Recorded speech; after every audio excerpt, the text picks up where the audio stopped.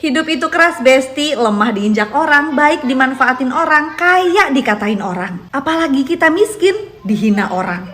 Jadi sebenarnya kita tuh gak akan selamat dari caci maki dan omongan orang. Betul apa betul?